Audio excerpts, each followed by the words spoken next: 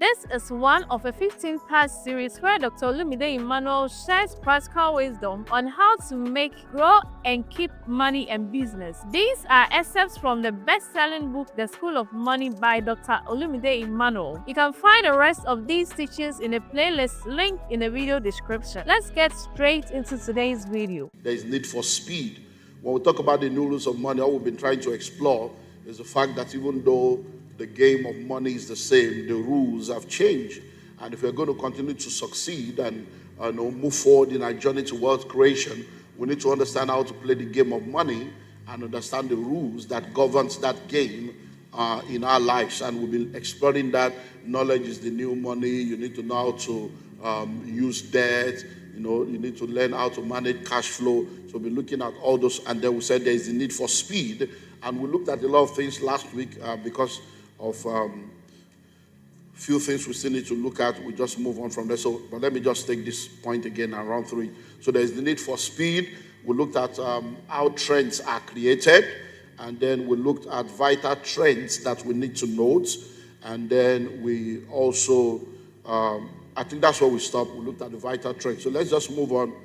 Now, technology, like I said last week, has caused so much disruptions in our world today, and going forward is going to do more.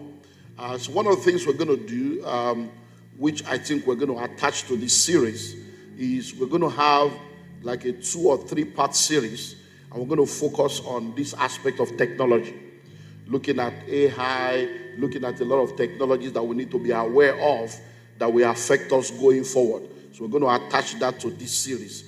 And that's going to happen in another few weeks, because I think in 3 or 4 weeks we should be through with the manual, and then we attach that and other things that I believe will help us to be able to complete this cycle on wealth creation. So everyone that is in business, everyone that is running any kind of thing today, going forward, you must make sure that you begin to think of how you can add technology to everything you are doing. The days of brick and mortar being all that you do is not enough. The days of having just a physical store, just having a physical shop or a physical office or a physical place of operation alone is not enough. You need to make sure that you open up yourself to the globe, because when you are sleeping in Nigeria, the world is not sleeping. The world is a global village. And most businesses today, especially in developing nations of the earth and in developing parts of the world, are still operating within a time zone. So you find out that when people go to work, they probably do 8, 10, 12 hours max. But your business should not close when the office closes.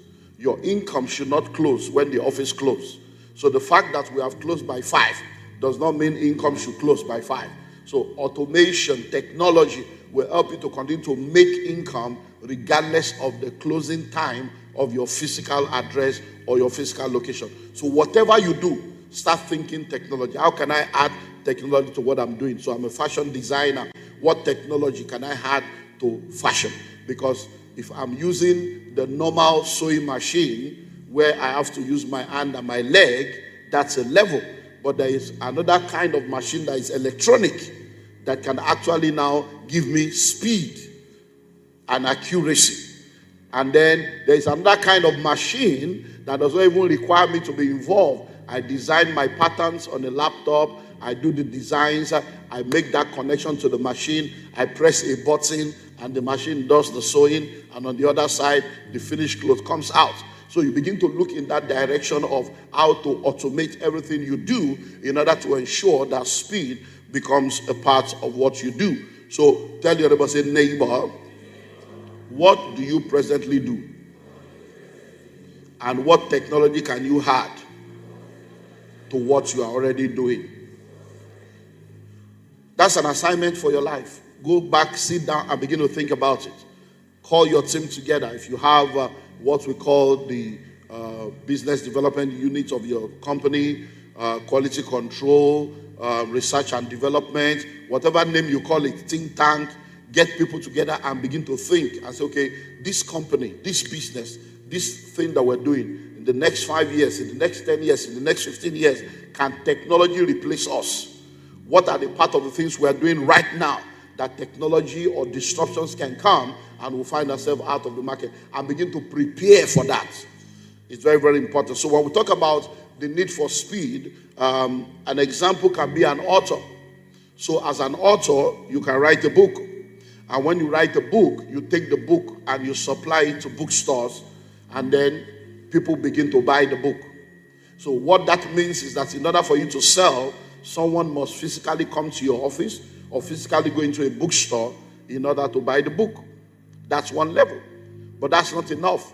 You can now move to the next level where you can actually now have a website, and then the books are now available on the website, and people can then order for the book from anywhere in the world, and then you can now ship the book to them or mail the book to them. But you can now move to the next level where you don't need to really ship anything to anyone, where they can pay with different payment solutions all over the world, and they can actually download the e-copies of the book from wherever they are instantly. And what that means is that you can be in one location, and then your customers are getting access to your products and service from all over the world, and they are downloading it, and money is coming in different currencies. So whatever you do, make sure technology is part of what you begin to look into. So tell your neighbor once again, say, neighbor, whatever you do, think technology. So let's move on to number 6. You must learn the language of money. You must learn the language of money. You must learn the language of money. Different industries and different aspects of the market has languages that they speak. There is a way that someone speaks, you know that this person is a Christian, or this person is used to church. That's what we call church language, or Christianese, as we say. So there are languages that people speak. And then there are different industries that you go to, and when you hear people talk, you know that this person seems to be in the NGO space. This language is like this NGO language. And then you hear some people say, this person looks like all these legal people, lawyer people. And then like we have what we call Gen Z, Gen A, whatever. There are things that they say now, and you are you are wondering, what are they talking about? There was something that was, I think we were watching a program or something, and then my small 11-year-old boy, he said, oh, TMI. So the mom said, what is TMI? He said, too much information. I said, oh, wow. I looked at him, I said, we sure it's TMI again. Small boy, he said TMI. So there are languages that they can use to sell you and collect receipts. So if you don't understand the language of your children and your grandchildren, you know, when they went to Facebook, you went there, they left you there. I moved to Instagram. You follow them to Instagram. They have gone to TikTok. You've gone to TikTok. It's too much for you to handle. And there are other ones that are not popular, that they are the only one that knows that it exists. So there are legal languages. There are medical languages. There are military languages. There are accounting languages. So when it comes to money, you need to learn the language of money. How many of you have ever been to the hospital before, and then the doctor wrote some things, you know, like that looks like German or like a Chinese language, and then you are wondering, you thought you say, please, can you just go to the pharmacy? So you collected it, you are going and you are looking and you are confused. You are like, what is he saying? Are they going to give me injection or what? And then you finally show up at the pharmacist, and the guy looks at us, okay, give me that. You are like, how does he understand what they wrote? It's their language. It's not your own language. Hello? And if you don't know those things, it's going to put you in trouble when it comes to money. So different sectors have these languages, and you need to understand the language of any sector you want to operate in. And that's why we're talking about understanding the language of money. When you understand the language, it's very important. Why? That's what you are meant to use. When you go into a particular field, am I the one not yet? Hope you are hearing me, because I think something has gone. Okay, yeah. I'm not hearing what I was hearing before. Okay. So now, listen. When you go to a field, and there is a language they expect you to have, and you don't have the language, it can put you in trouble. The first and only time I've ever been in courts in my life, where I stood inside the courts, inside the, what they call that box, dock. First time. Hey. So the judge was there, and before we entered, my lawyer was telling me, because we were outside, that's the judge. I said, hey. The guy came in one, He said, man or woman came with one rickety car like that. So I was like, wow, that they need to pay these people well. Oh. Like, look at the car way they use that. That's what they go, they bribe them, they go, they talk. We're just gisting. Then we got in there. Oh, it's a woman. It's a woman. Yeah, she's a woman. So we got in there. They now said, okay, so Pastor, this one is you have to answer. Whatever they don't ask you, don't answer. Whatever they say, just answer. He was coaching me on what to say. So when I got there, the lady, I said, my sister, I said, my sister, it's not like that, oh. It's not like that. That if you read that thing, So she said, learned, whatever, educate your client. Educate your client. So the guy was telling me, so I'm like, so we went on, he said, my Lord. He said, my Lord, I can be a man of God. Be now calling one woman my Lord. Lord, that's how. Number one, I'm a man of God. Do you understand? Number two, we are in a patriarchal society. I'm a man, you're a woman. You know that kind of, my Lord. Lord, that's how. Lord of what? Are you Lord of Ajasa? Why? Because I was coming from a different place. But I said that they said people go jail. Because that court is her territory. She can now say, you disrespected my God. Go and spend 6 months. And then, before you know it, your eye go clear. Do you understand now? Why are you laughing? Did I say something? Is this 6 months that is making you to... Did I say something? You poor Tuka now. That's what you are meant to use. This is what their sector understands. I'm giving you reasons why you need to understand the language. It's what we are meant to use. It's what they are used to. It's what the sector understands. It's what makes them to take you serious. And them to be taken serious also. Because if you go to a doctor now, or a lawyer, and he's speaking all this heavy language and grammar, it makes you feel that, the money I won't pay. The guy goes school, So, and then this what shows that they are knowledgeable and competent also. So they want to show you that, look, I know what I'm talking about. And then this what separates them from outsiders. And this what makes you to respect them. So if you want to succeed financially too, you must learn the language of money. You must learn it. I remember when we were still on the road many years ago, 1996. 1996, we leased a property, 54 Ikotudimu Road, from the landlord. And the guy gave us what they call agreements.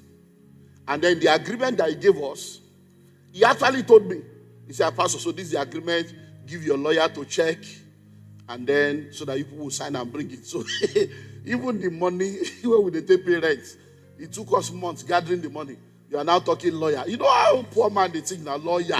I never see money pay rent, a lawyer will go give money to. Because that's poverty. So it's poverty thinking. Instead of paying lawyer their own, at the end of the day, you will pay more.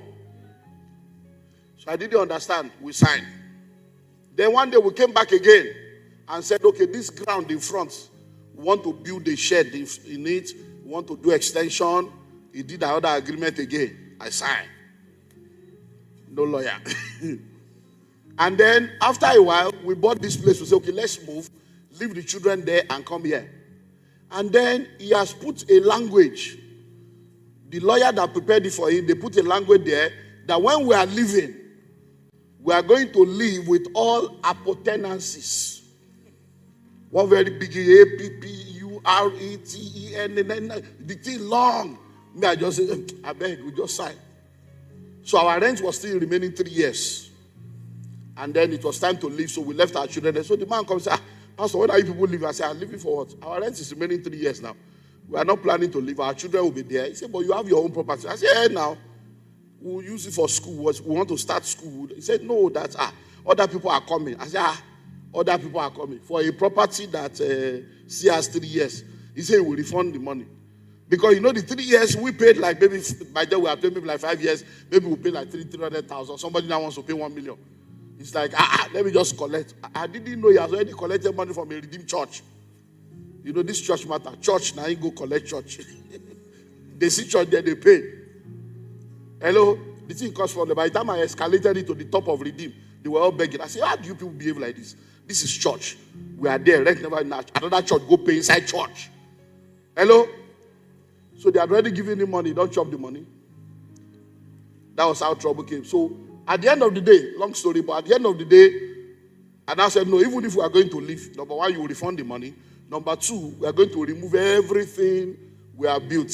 The guy just laughed. Hey, he's a pastor, you know, you're a big man of God now. You know, when you came, you are still coming up. But now, I hope you know that you signed documents. You better, by now, I think you should have a lawyer now. You better get your lawyer to advise you right. I said, no, I was just doing bragado. You know, ignorance, zeal without knowledge. By the time I called lawyer, the lawyer said, did you sign it? I said, yeah, well, he's in the office. Give me the file. Christo, move file. Give me the file. With ignorance and arrogance, I carried it. I give him. The lawyer looked at me and said, he's a pastor. You can't touch anything here. I said, what do you mean? He's ready. He said, pastor, see this thing? With all, this means that when you are living, the way the building and everything is, that's how you will leave it and walk away. I say, hell, wait till I sign. So many times, that's what they call penny wise and foolish. Poverty is a mindset. Oh, you think, come and pay for agreement, you don't want to pay. Pay for lawyer, you don't want to pay. Pay for mentorship, you don't want to pay. Pay for consultancy, you don't want to pay. Freely you have received, freely give, no problem. You will freely enter trouble and freely suffer alone. So what's the language of money that you need to learn? Number one, you need to know what money is. What is money? You need to know where money is hiding. You need to know how to make money. You need to know how to manage money. You need to know how to multiply money. That's what we've been dealing with on this journey. You need to understand the meaning of the following. What is cash flow? What is an income? What's an expenditure? What's an asset? What's a liability? What's compound interest? What's inflation? You know, this money matter. Someone asked me a question a while back. He said, sir, I don't understand. They said that the rate of inflation has reduced, but nothing is reducing in the market. That's so what is happening? So I said, oh, you don't understand the language of money. So let me help you understand. When they say the rate of inflation has reduced, it does not mean that prices will reduce in the market. It only means that the speed of increase will reduce. So what do I mean by that? If a crate of egg used to be 500 and then it was moving by 200. So from 500, it became 700, it became 900, it became 1001, it became 1003, it became 1005, it became 1007. When the rate of inflation now reduced, instead of moving from 17 to 19, it will move from 17 to 18. Do you understand now? So the reduction has come, but the price will still increase. Hello? So inflation does not reduce price. So when they say something is not reflecting, no. So when you understand all these things, it will help you. Because people are now wondering, but dollar to naira has changed. The price will change. No, it doesn't work like that. It doesn't work like that. The fact that dollar to naira has changed does not mean the price of the goods in the market will change. You don't understand money. You don't understand economy. Why? Because the people that you're expecting to reduce price, it was when the price was high that they too bought and produced. So they can't reduce price to reflect now because they don't even know what they will meet when they go back. So there are a lot of factors that you don't understand. So to think that, so people have been asking, sir, what do you have to say now? This induce in dollar. What do you have to say? I say, look, see, the problem with many of us is we are so emotional and we attach emotion to everything. The reason why dollar to naira had problem is not one reason. There are many reasons. The reason why you are seeing a change now is because some of the factors that were affecting it is being dealt with. But the main factor that will determine the value of your currency has not yet been dealt with is production. You are not a productive economy. So anything you are seeing now It's like what they call when you build a house and you are patching the wall. It's patching the wall. It's good because it will patch the road, it will be better. It's good. But the real indices that gives value to your currency is that you are a productive economy, not that you are blocking the hole. What they are doing now is blocking the holes. Do you understand? And that's why we are saying what we are saying now. So you need to understand what is balance sheet, what is impress, what's reconciliation, what does it mean when you say something is prorated, what do you mean when you say return on investment? All these are languages of money. Oh. Now, are you now seeing why many of us have problems? Because you are like, wait, am I an economics? Am I an accountant? That's why you are wondering, because which concern me with all this one now? I'm a doctor. I'm supposed to be studying medicine. What have I got to do with this? What you have to do with this is that no matter your career, no matter your job, money combines all of us together. So as long as you are thinking of making money, you must understand money. Hello? This money matter. It combines all of us together. So you need to read books on finance. If you are a business person, you need to go for short courses.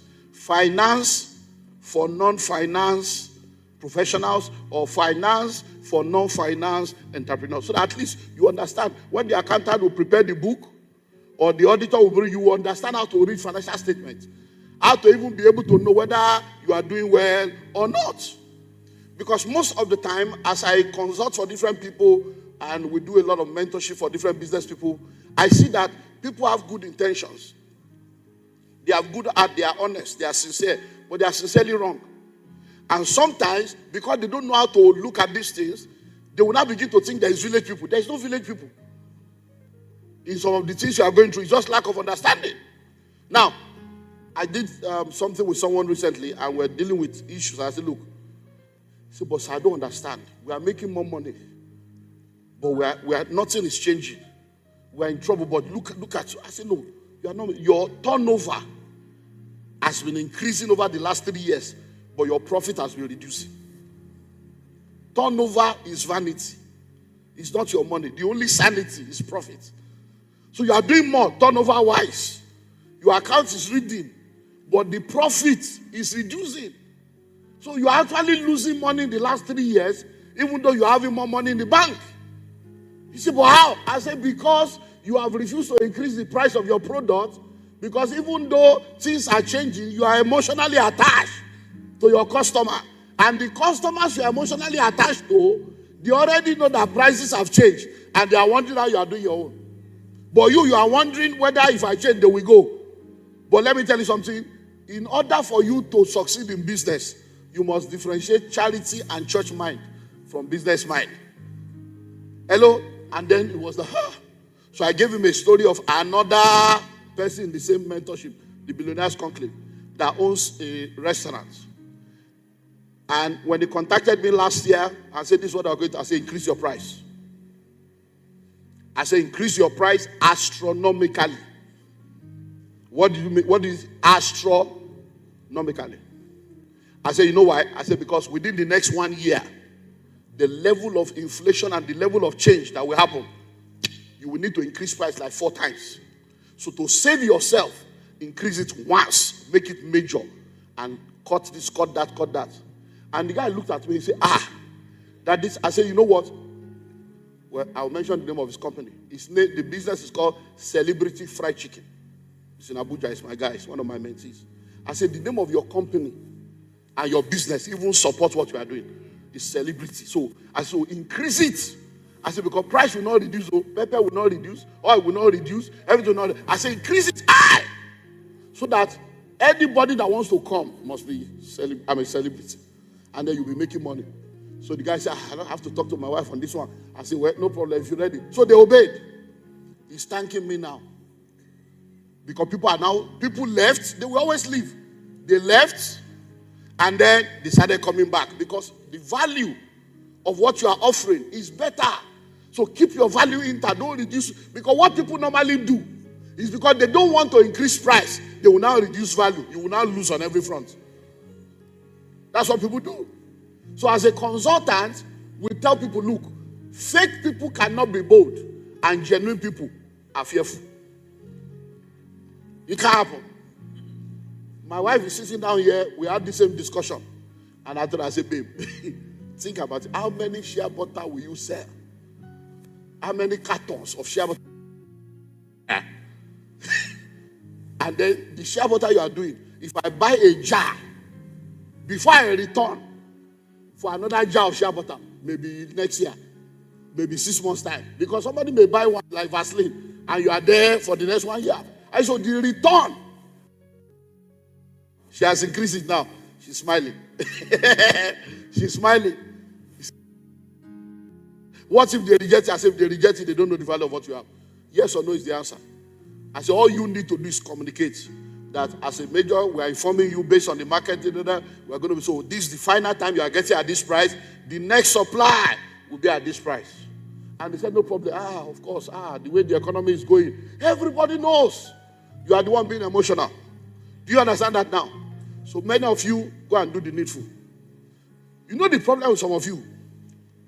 You are so arrogant about customer that you want to say I have 50 customers and you are poor. Is it not better to have 5 serious-minded customers that are like correct, that you will not waste time? So if you are not working, you know you are not working. What is the purpose of working from morning to night? You can't see your wife, you can't see your children. Your health is in trouble. And after you do that, you will now get 600 naira. Is it not better to do 2 hours, have only 1 customer, and get 4,000, and sit down and read your Bible and do evangelism and do homework with your children and enjoy your family? All this your grigagaga.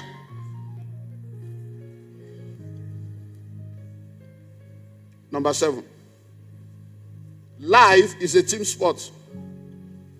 Life is a team sport, so choose your team. The days of solo efforts are over. Lalukwa and Sons, Uchendu and Sons, me and my household incorporated. These are the days of networking, mergers and acquisition, and collaboration. Collaboration is the new competition. So life is a team sport. Business is a team sport. Making money is a team sport. Managing money is a team sport. Multiplying money is a team sport. Wealth creation is a team sport. There is nobody that is self-made. So when you hear self-made millionaire, self-made is just semantics. There's nothing like that. Everyone that has ever made anything meaningful in their life, people are involved. Think about it. You should sit down very well. When you say, I cooked the pot of soup. I cooked the pot of soup. That pot of soup that you say you cook, there are about 400 of you that cook it. 400. But you now, you say you cook pot of soup. So let's start. The water that is in that soup came from a tap. The tap is part of a house that you did not build. 70 people were involved in building that house that made that tap available. 15 people were involved in ensuring that they dig the borehole, they put the electrician, put machine, they put the tank. So already, like 100 people, just the water alone. Then you now went to the market and bought tomato. That tomato came from a farm. On that farm, there are about 70 people that made sure the tomato arrived at the level. Plus the people that transported the produce. So that's another 100 people. Then you now pick Maggi. Look at the factory producing Maggi. How many people came together for that one Maggi to enter your room? So when you say I cook a pot of soup, you are just speaking simple language.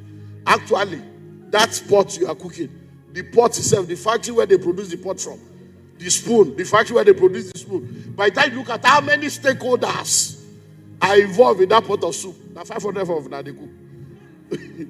Are you seeing now? That's so many times there are statements we make that is okay to make, but if it is investigated, it's stupidity and foolishness. So when you say things like, I don't trust anybody, you're a fool. It's just simple. Because there's nothing like that. You actually trust people. Because you cannot say, I don't trust anybody. You can't say that. But you can say it just to make yourself feel that people are bad. I don't trust anybody. And then you are flying a plane. You enter plane. And you don't trust anybody. I just came back from Abuja. You know, this people, I don't trust anybody. Hello, sir. You went to Abuja. That pilot is your cousin, Abi. It's your husband. It's your younger brother. You know him. You both know each other. It's your G. You saw his certificate. You are sure.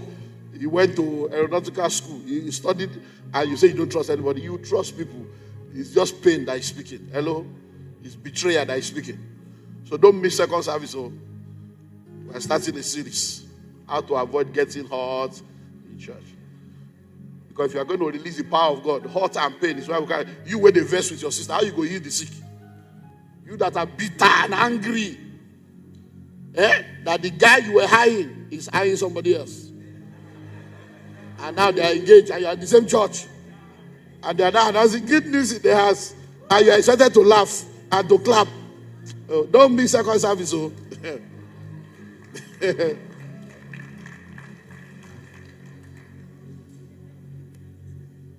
So, there are a few people you would need on your team if you are going to become successful financially. Number one, you need a lawyer. You need a lawyer. Please. When we say you need a lawyer, don't let poverty be your software. Even in church today now, we have a legal team that is giving pro bono services. You need a lawyer does not mean you have to go and pay a lawyer. It means look for someone that is a lawyer. It might be your family member, it might be friends, church members, and just have a relationship with someone that you can always run something by. It's not all about money. There are people in church that are lawyers that are willing to help you. There are family members that will do it with joy because it's also going to be part of their own resume that, oh, I consult for people, I have mentees that I help. They will put it as part of their own resume. And people want to give back. Everything is not about money. Because many of you sign documents stupidly like I did. Hello? You know I use the word foolish and stupid because many of us are stupid who are foolish. And it's because I've been stupid and foolish. So I know I can't be the only one. I know. There is no way. They say I'm a man of wisdom, but me, I know that there are some stupidity and foolishness that I manifest. So if me, that they say is a man of wisdom, is oppressing that, I know your own go past my own. I know. That's why I can say it with joy. I know. I don't need, it's not prophetic. I just know. Hello? So that you can run things, because some things, you see, these lawyers, comma means something in law. Comma, it means something. No? When you are doing tenancy, see, tenancy, there is yearly tenants, there is monthly tenants. There are different things that, one, if you go enter like this, just sign. Sure, you do get a lawyer so that you can always run things by them. And just to help you, please listen. The days of let's shake hands on it are over. Oh, it's my brother. No. Anything you want to do with anybody, let there be a documentation for everybody to sign. It's called MOU, Memorandum of Understanding. So you start with, this document is prepared not as a result of a doubt or mistrust of your person, but just as a result of establishing things professionally the way it's supposed to be done. Since this transaction is a business relationship, so in the spirit of the ethics and protocol of business, we declare this as our agreement. You and I have agreed that we are going to do fish pond together. You are the owner of the land, and you have asked that I will bring 500,000 for 2 ponds, and you have agreed that you will be the one to run it, and that for my 500,000 I'll be getting 50,000 every day. If I don't get the 50,000, if this is a true reflection of our agreement, please sign the dotted line. Hello? And when you ask, make sure everything is documented. Number 2, never lock yourself in to any contract or any discussion. When you are signing, if I choose to change my mind, or you choose to change your mind and exit this transaction, these are the way we'll go about, so that you not lock yourself in. Because what looks juicy today may become trouble tomorrow. So that you won't lock yourself in and say, we are here together for the next 5 years. and 2 years later you don't blow. You can't have time for that kind of elementary thing now. You now say you want to come out. You can't come out. That's why many of those things you hear, he said they are using them. They are not using them. The guy signed the contract when he was poor, and he signed his life away. Now, within 2 years, they don't use their money. They don't use their platform. You don't blow. You can't say you are better than sliced bread. No, you are still agege bread. You have to do the 5 years complete. So get a... Number two, let me say one more thing about law. If I should just stop with law, we'll continue next week. I think I should offload some things on. Now, another thing about law. Anytime you are doing business or doing any transaction with anybody, no matter how beautiful the discussion and how beautiful the opportunity, let your mind already be in court. Hello? Stephen Covey, in the 7 habits of highly effective people, gave us the 7 habits. And one of the habits is begin with the end in mind. Begin what? With the end in mind. So this relationship, if it turns sour, am I protected? So when you think about the end, that okay, if in 10 years time, in 15 years time, we end up in court, am I protected in this transaction? That will now help you to know what do I need to put there to protect myself.